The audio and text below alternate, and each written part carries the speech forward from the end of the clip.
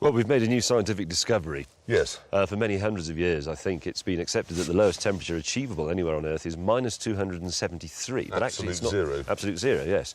But it's not true, No. as it turns out. No, Jeremy. it was minus 299 in my tent last night. I want to present you. I know this looks very picturesque this morning, but I want to present you some of the discomfort I had to endure last night. This was my pillow. What they'd done is they got the case and simply walked around the campsite, filling it with either bits of manure or sharp stones, and then they'd sort of lightly smothered it with a sprinkling of icy melted glacial water. Yeah.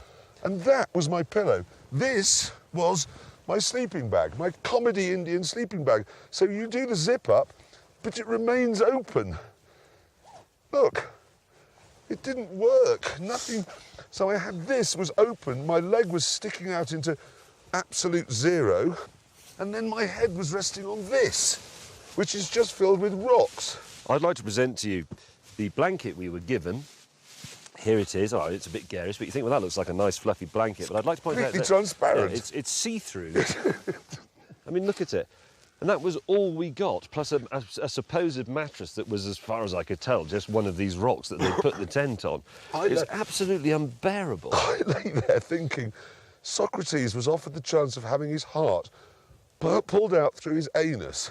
And I honestly thought in the middle of the night I would rather have that than what I am enduring now. I nearly went to spoon with James because I was so cold. It was impossible to be warm. I had this on that you see now, this puffer jacket, this hat. I also had these trousers on. I had some long johns underneath them. I put some long johns on top of them.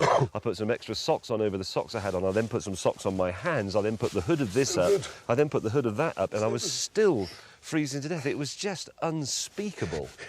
And I contemplated ending it. I thought swiftly. I'm going to set fire to my tent so that I'll have a brief moment of warmth before death's cold embrace takes me. Yes. And then I was lying there and I could only hear the sound of my own teeth smashing themselves to pieces as they chatted into one another. I had a moment of genuine panic. I was lying there and I thought everybody else is asleep, but I'm not, and I am genuinely freezing to death and it's making my head hurt. And what shall I do? Shall I make a break for the rolls? What if I can't find it in the dark? And what if I can't find the rolls or the keys onto it and I then can't find my way back to my tent? And then you trip over a guy rope. Because that's the other thing about tenting. The campsite is littered with excrement and rope, so you trip over a rope with face first in excrement. Yep. And then, well, it warm you up. And also, the other thing, I can't remember how high we are now, about 13,000 feet? Yes.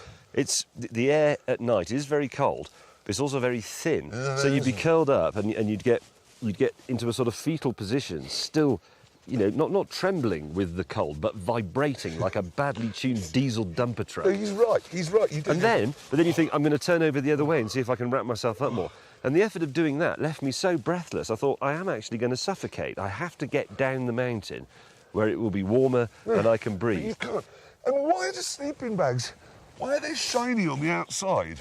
So you put the blanket on it and it just falls straight, well, blanket, the lace curtain on it, it falls straight off. Why, and this is a deadly serious question because I want somebody to answer it, do we have this vogue for a sleeping bag that is effectively mummification? Why, I mean, when I was a boy, a sleeping bag was rectangular and you could move around inside it and take a book inside it and a torch and things like that. But this is, you just wake up in the night thinking, somebody's come into my tent and performed some strange bondage act on me. I can't move my arms.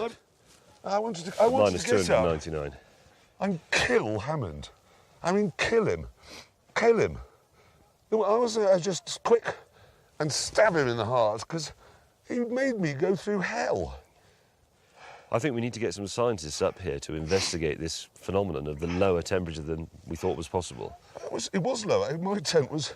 Because as I went to bed last night, I just heard James rather plaintively from inside his tent. He just said, Jeremy, and he's never called me Jeremy before, Jeremy, I'm very cold. I just couldn't believe that anybody else could put up with it. I couldn't believe this wasn't just a campsite of wailing and sort of self-immolation to just get it over with. It was... Look at it. It's just disgusting and medieval. Where's my Rolls Royce?